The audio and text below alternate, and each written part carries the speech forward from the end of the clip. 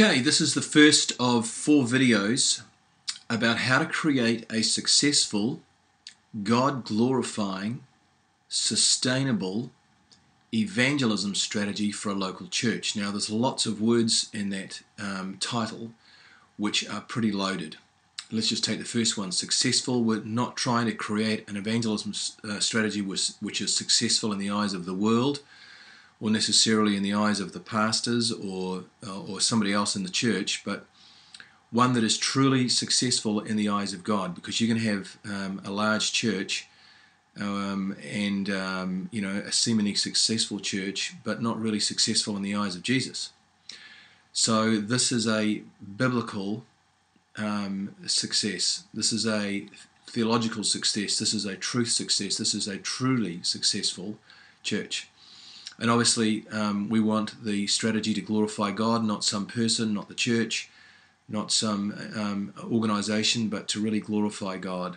And the word sustainable means that it's a long-term strategy. It's not something that's a fad. It's not something that's going to be a temporary blip or a high for a little while, and then the church defaults back to its old ways.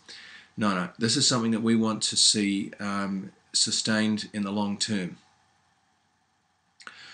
Okay, so with that in mind, let's move to the next slide.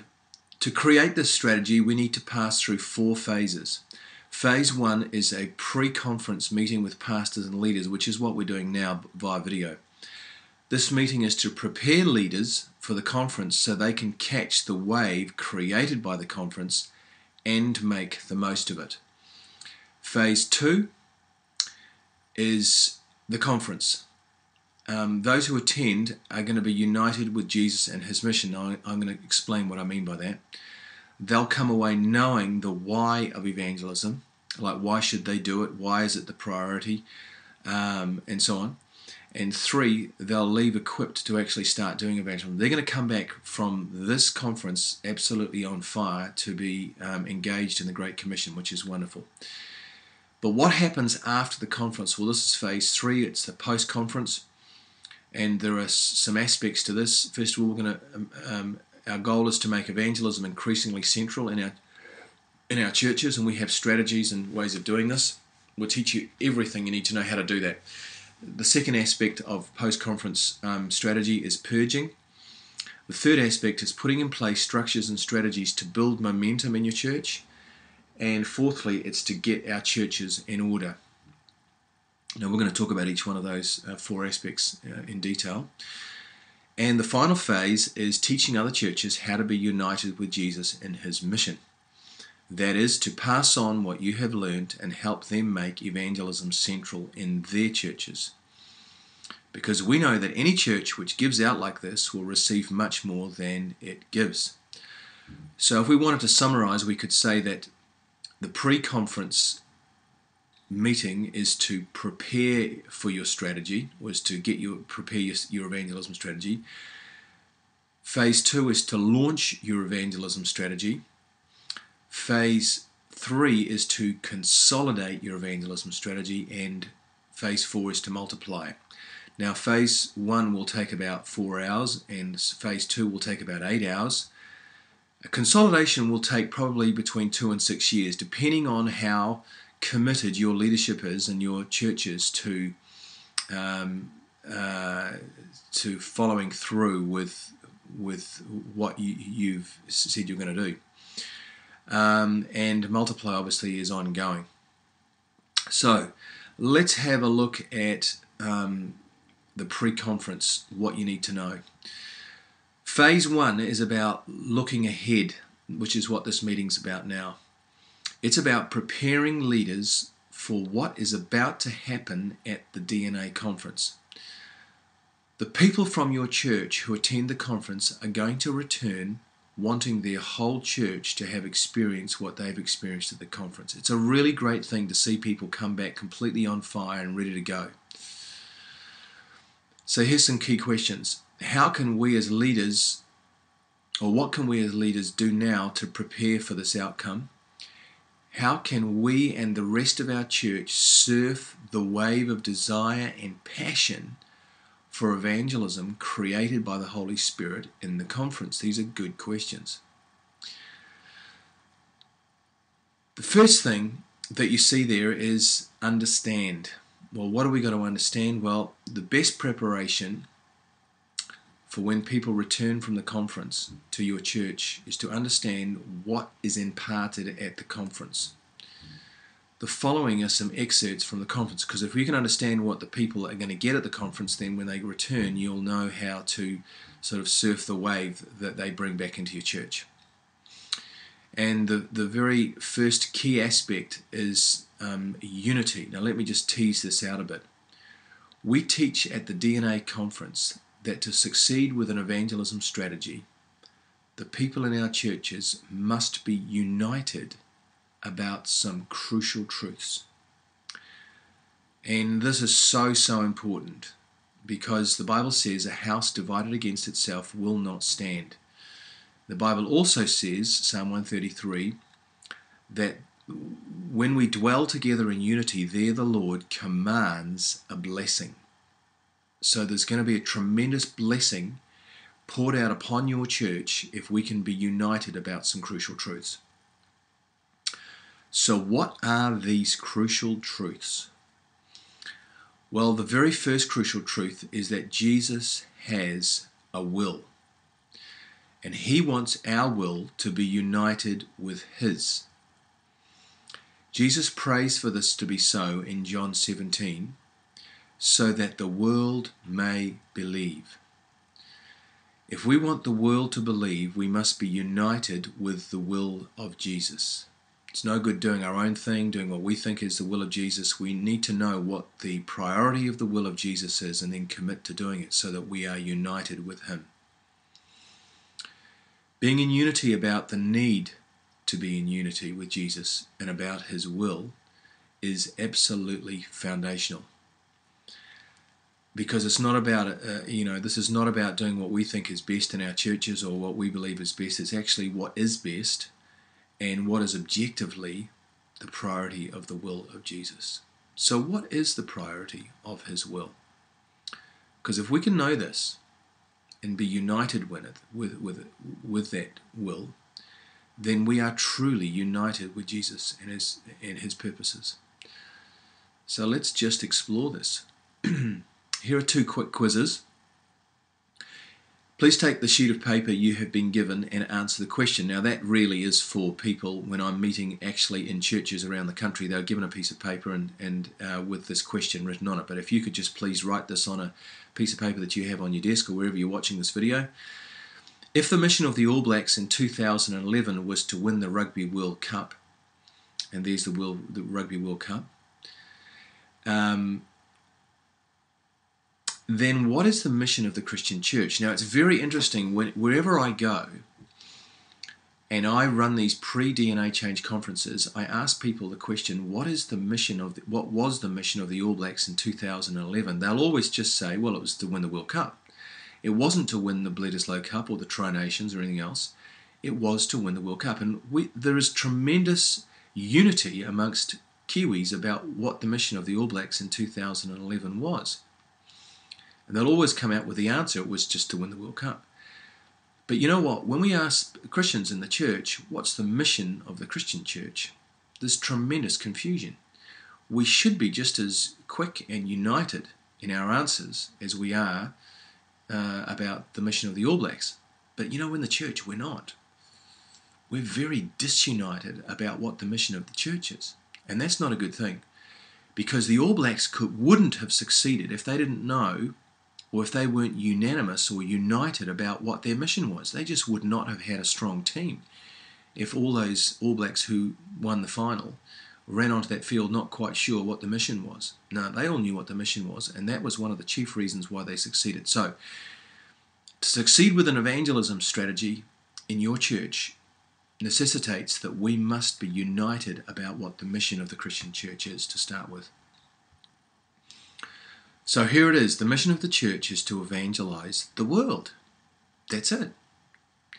The mission of the Christian church is to evangelize the world. Now, on what authority can we make this claim? How do we make this claim? On what authority can we do this? Well, first of all, John Stott said this: "The Church's mission of sacrificial service includes both evangelistic and social action, so that normally the Church does not have to choose between the two. But if the choice has to be made, then evangelism is primary." John Stott's pretty much saying here that there's two great wings to the activity of the Christian church. One wing is social action, and the other wing is evangelism. Like the wings of an aeroplane, these two must be perfectly balanced and completely in unison. But he says, if academically a choice has to be made, in other words, put them in a hierarchy, 1 and 2, then he says evangelism is actually primary. It is the priority. John Stott goes on to say that our first duty is to communicate this gospel. Wow, that's pretty clear.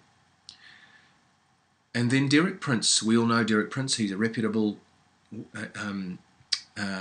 Bible teacher, had a very successful and fruitful ministry right around the world.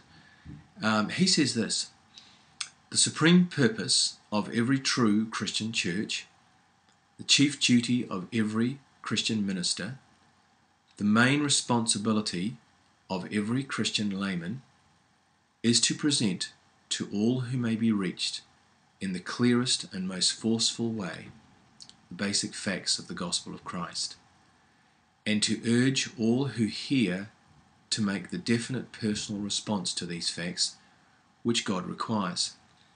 To this, the supreme task, every other duty and activity of the church must be secondary and subsidiary." Now, you'll never get it clearer than that.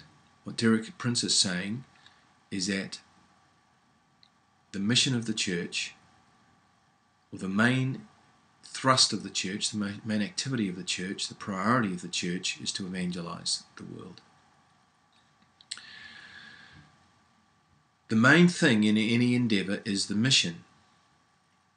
The main thing is to have everyone in our churches agreeing that to evangelize the world is the main thing. Now, I've only given you two scholars here to back up the fact that I believe that the mission of the church is to evangelize the world. But in the book that I've written, there's about 25 or 30 pages of the very top scholars in the world who actually believe this as well, that the mission of the church is to evangelize the world. But here, we're just in a pre-conference meeting, so this is only a bit of an entree. This is just a little snippet of what people are going to get in the conference. If the mission of the church is to evangelize the world, what's the purpose of the church? You see, because the purpose of the church and the mission of the church are different. Well, that's a very, very good question, so let's have a look at this.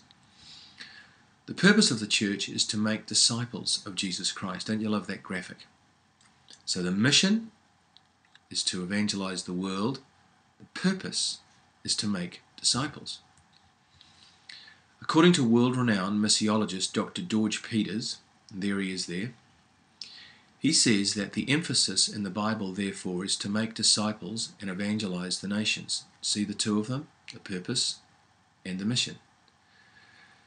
These two imperatives must be held in constant tension and in proper balance until the whole world has had the opportunity to hear the good news of the salvation of God in Jesus Christ. Here's another good question. What is the supreme motive of a disciple of Jesus Christ? The answer is to glorify God. And we get this from the Westminster Confession of Faith in 1647. The chief end of man is to glorify God and enjoy Him forever. So what's the difference between our purpose and our mission? We need to be very clear about this. Let's go back to the All Blacks. The purpose of the All Blacks was to win every game at the World Cup. Their mission was to win the World Cup. Purpose is what must be done to succeed with the mission. Mission is the ultimate goal. Purpose is the immediate goal. We could say this, that the All Blacks would not have achieved their mission if they had not achieved their purpose.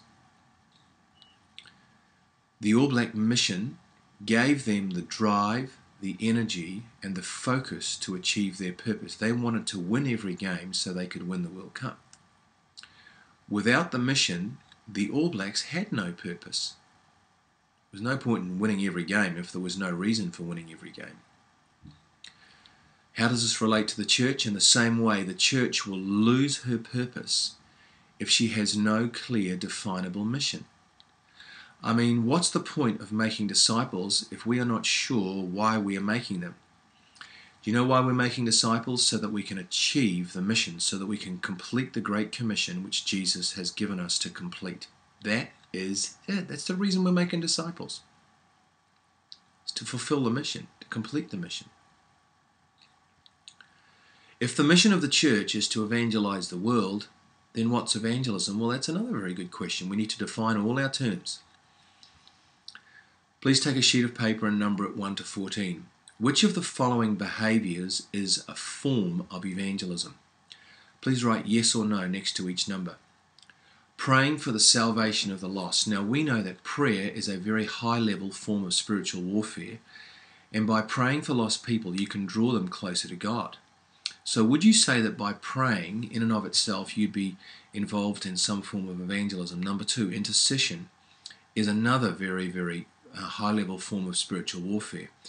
Through intercession we can draw people closer to God. Would you say interceding in and of itself was a form of evangelism? Number 3, worship in a church. Now we know that worship is spiritual warfare, and when we worship, we are engaged in a spiritual battle. In the Old Testament, he used to send out the worshippers first, and then the troops would move in and win the battle. And so worship is a very effective way of spiritual warfare.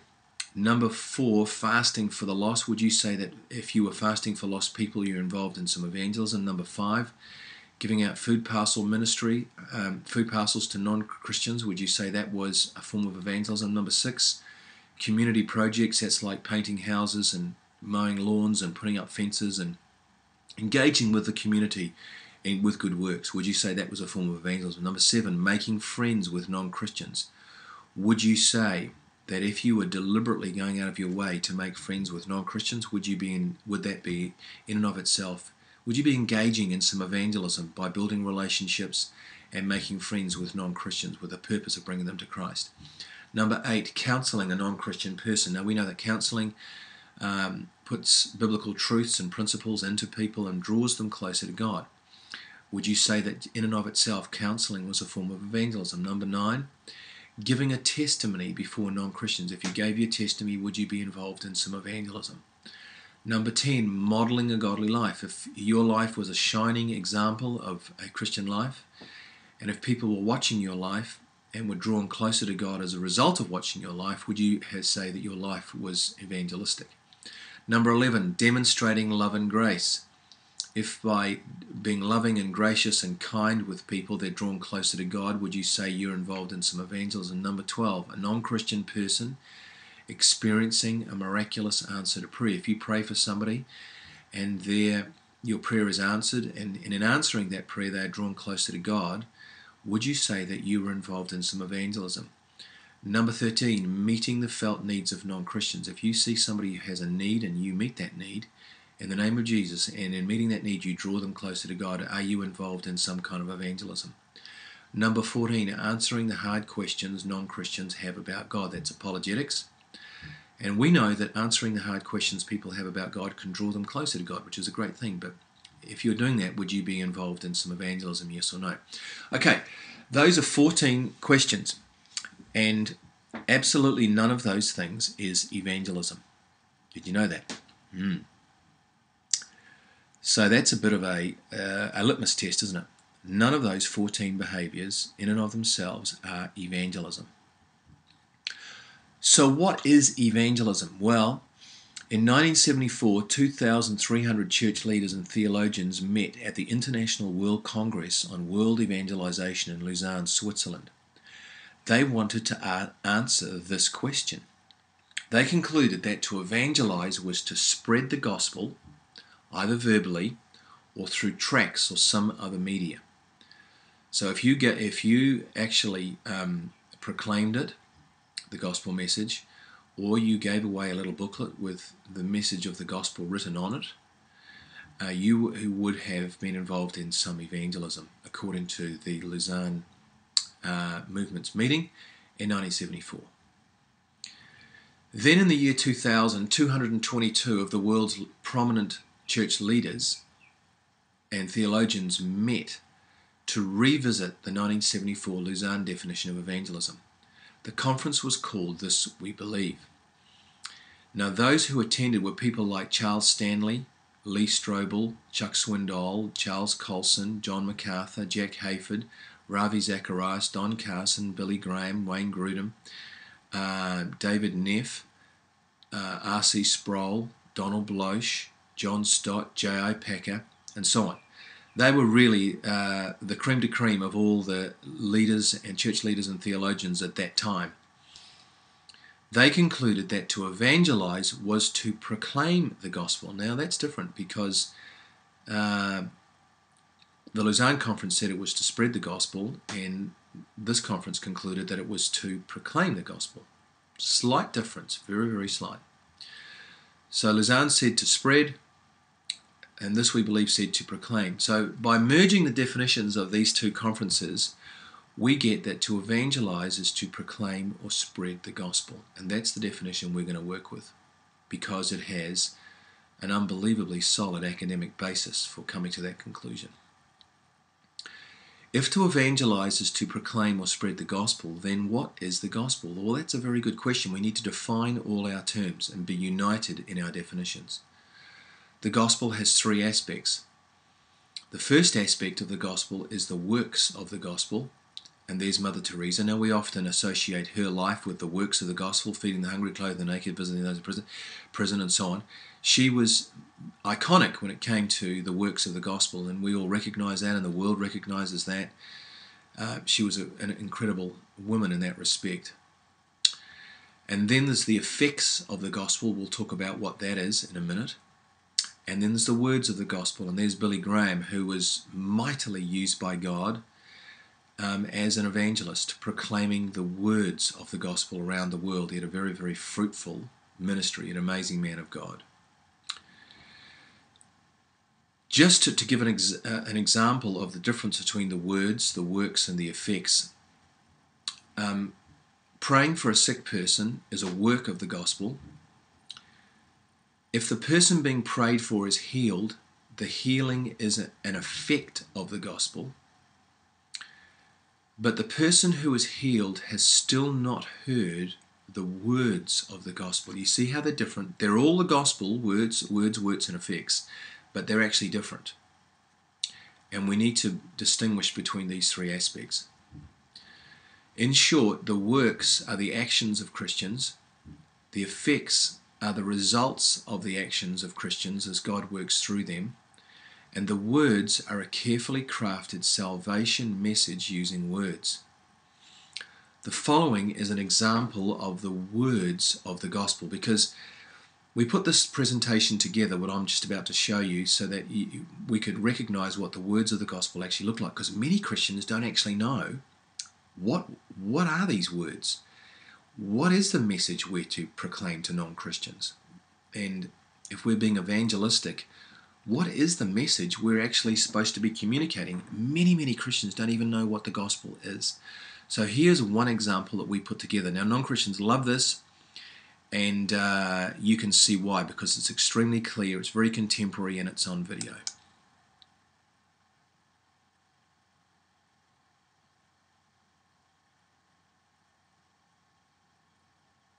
Gospel message.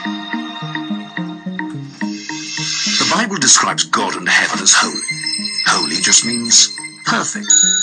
Now, it's really important to understand that God can't let anything imperfect into heaven. Otherwise, it just wouldn't be heaven. The Bible also says that all of us have a body and a soul. At death, our body is either buried or cremated. But our soul, which is the real you, lives on forever, either in heaven or hell. So unfortunately, we've got a bit of a problem, because the Bible says that if we've broken just one of God's laws, for example, if we've lied once, cheated once, hated once, just once, like we all have, let's be honest, then our soul becomes imperfect and we cannot enter heaven. Do you know anyone who has never broken any of God's laws? The answer is obviously no. So here's our problem. All people have broken God's laws. Therefore, all people have imperfect souls. So if at death your soul could either go to heaven or hell, but to get to heaven, you must have a perfect record, and none of us have one, then sadly all of us must be headed for hell. Now that might seem harsh, and you might ask the question, how could a loving God create a place like hell, let alone send someone there? So let's look at it this way. Think of someone you love very much. Now imagine that person is brutally murdered. The police catch the murderer, and the murderer pleads guilty in court. But to your horror, the judge says, "This is a really bad thing you've done. But because I'm a loving judge, I'm just going to let you off." You'd be very angry, wouldn't you? Why? Because you know that when someone has broken the law, they must be punished. Otherwise, there's no justice. So you see, hell is not a love issue. It's a justice issue. Let's consider 3 questions to help us understand why there's got to be this place called hell. Have you ever told a lie in your life? Well, the answer is surely yes, even if only a so-called white lie.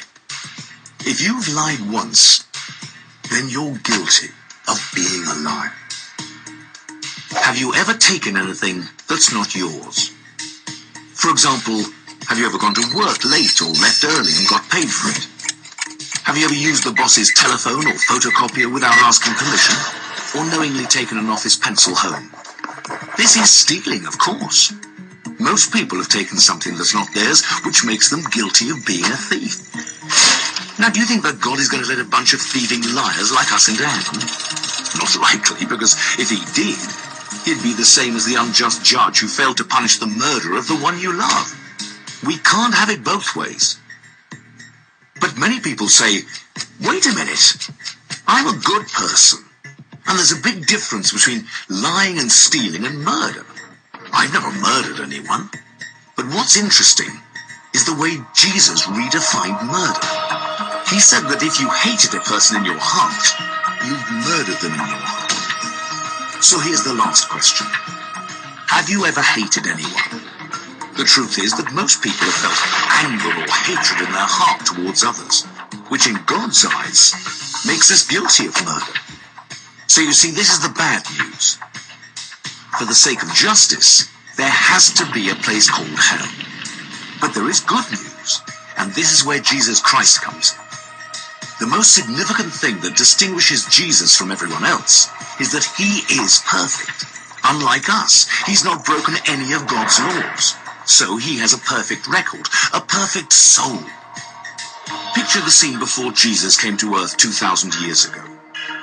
Jesus looked forward in time and saw you here today. He turned to God the Father and asked him, "Father, I love the people in the world, and I don't want them to go to hell for breaking your laws. Is there a way for them to be forgiven?" God the Father looked at his Son and said, "Jesus, there is one way. Go to earth and become a human being, but live a perfect life. Then die a cruel death on a cross to take the punishment that the people in the world justly deserve for breaking my laws. When you do this, I can make it possible for them to be forgiven the day when they ask you to exchange their imperfect record for your perfect record." Jesus willingly agreed, and 2,000 years ago, he came to lay down his life for us, to pay the price for all of God's laws that we've broken. And there is no greater love than when someone lays down their life for another. But there is still something that we must do to be forgiven. There are 3 major events in everyone's life. There's birth and death. Ultimately, we have no control over these. But the 3rd major event is the day when we ask Jesus to forgive us, when we ask Jesus to give us his perfect record. Now, there are some popular misconceptions about this, but in the Bible, God's gift of forgiveness is clear. We're not forgiven by being christened or baptized or confirmed, not even by praying occasionally or going to church, or by believing in God, or by trying to be good. These are all good things, but none of them give us forgiveness. Jesus said that there are two things that we must do to be forgiven. The first is that we must be willing to turn away from anything we know is wrong in our life and say sorry to Jesus. Notice the word willing. There may be some things in your life that you feel powerless to give up on your own strength, like addictions or habits or other complicated things. And that's okay, because God will help us as long as we're willing and want to turn away from those things. The second thing we must do is surrender to Jesus. Now, surrender means this. If God made you and the entire universe that surrounds you, don't you think he deserves to be the central person in your life? Surrendering to Jesus is when we acknowledge him as our Savior and humble our lives to him in service. When you were born, it's as though God opened a book about your life. Now bear in mind that God sees everything you do. He knows every attitude, every thought, every motive, and every action. Every time we break just one of God's laws, it's written down in that book. You can imagine that by the end of our lives, there's a whole library written against us. But when you turn and surrender to Jesus, something incredible happens. It's like Jesus takes your book and stands at the top of a cliff and tears out all the pages, the whole record of the things you've done wrong, and he throws them into the deepest sea. He promises to never remember those things again. Jesus then takes a copy of his perfect record, which you've asked him to give you, and he places it inside the cover of your book with your name on the spine. That book is then stored like a precious library book in heaven. The miracle is that your book is not touched again between the point that you asked Jesus to forgive you and death, even though in that time you may make mistakes and break God's laws again. Becoming a Christian doesn't instantly make you perfect, nor does it mean that you can say a quick prayer and return to your old ways. Remember, God forgave you forever when you asked for Jesus' perfect record. All he asks is that you surrender everything to him and let him daily refine you from your wrongdoing. When you die, you will go before God on Judgment Day, and God will command his angels to get your book. He'll look inside that book and say, "This person was perfect." You will probably say to him, "No, I wasn't. I broke your laws. Don't I justly deserve to go to hell?" And Jesus will say to you, "For the sake of justice, you do deserve to go to hell. You did break my laws, and some you broke many times. But you, my beautiful child, have my perfect record, which I gave you when you turned and surrendered to me on earth, and I forgave you. Welcome to heaven." That is why Jesus is so amazing. He made it possible for everyone in the world, regardless of what mistakes we've made, to be forgiven and to one day enter heaven. But say you never turned and surrendered. Think about what would happen. When you die, you'll go before God at judgment, and God will say to you, "I'm sorry, I can't let you enter heaven. I have to send you to hell. You never asked me to forgive you. I loved you so much that I tried 6 ways to get through to you. First, I died on the cross to take your punishment. Second, someone explained to you in a simple way that you could be forgiven. Third, there were churches throughout the world. Some were good and some I was ashamed of. You could have found the good ones. Fourth, I gave you a conscience so you could tell right from wrong. Fifth, I created a world around you that was so awesome. How could you not wonder about me?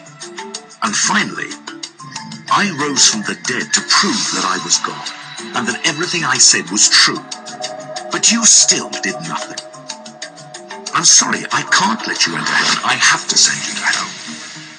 So how about you? If you die tonight, where will you go? Remember, to get to heaven, you need a perfect record, which you could never have unless you ask Jesus to give you his. To receive this free gift, you only have to do 2 things. First, be willing to turn away from the wrong way. And secondly, surrender to Jesus. Unless you do these 2 things, it's impossible to be forgiven. And at death, it's impossible to get into heaven. Which is so sad. Because this is the very reason Jesus died for you.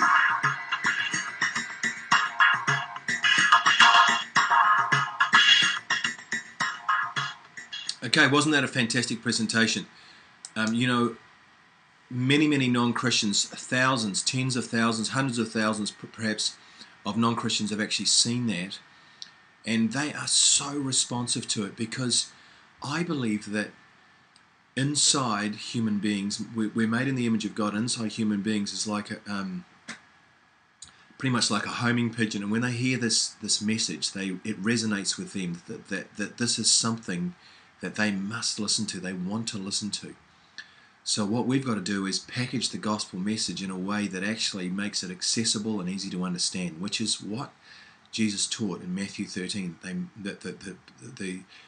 The word that produces 60, 30, 100-fold fruit is the message where we proclaim our message and it's understood. It must be understood. We must communicate it in ways that the non-Christians can understand it, and they love that video. So that's available on for your iPhone or your cell phone. It's you can have it on your desktop, your laptop. Many churches are using it in outreach services successfully. It's very powerful. All right. So any genuine gospel message, i.e. the words of the gospel, must cover the following essential areas of content: why we must be saved, how Jesus can save us, what we must do to be saved, and the cost of being a disciple. So if we're going to say we're communicating the gospel, that's the content that must be covered in the message. If we're not covering that content, we're not evangelizing, we're not giving the gospel. This is a specific message about the salvation of the soul and the regeneration of the heart. So here's a little summary so far. We're coming to the end of part 1 of 4 videos. Let me just summarize what we've covered so far. If a local church wants to succeed with its evangelism strategy, it is absolutely critical that everyone is in agreement about what evangelism and the gospel are, and what the mission and the purpose of the church is. To be in unity with the priority of the will of Jesus is absolutely crucial. That is what John 17, Jesus' high priestly prayer, is all about. And obviously, it is possible to be very out of unity with the will of Jesus, because otherwise, why would Jesus pray that prayer for us to be united with his will? He's praying that because there's tremendous power that is released into a church or into a person when they are united with Jesus and his will. Why must we be united about these crucial truths? Well, because a house divided against itself will not stand. If we launch an evangelism strategy in our church, and the people in our church are not united about it, we will not succeed. So we want, don't you love that picture? Isn't that little boy great? We want to succeed with our evangelism strategy, and God will only bless it if it's truly his strategy. We can come up with all sorts of strategies, but only his one, only the one that's in line with his truth, is going to succeed. Now we know this.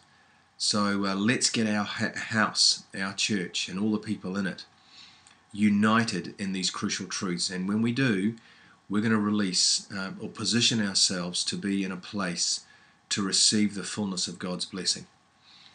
These are not the only things we must be united about. These are sort of foundational things we've covered so far, but these are not the only things we must be united about. So in the next video, part 2, I'm going to go through some other crucial truths that we must be united about. Okay, fantastic. I'll see you in a minute with video number 2.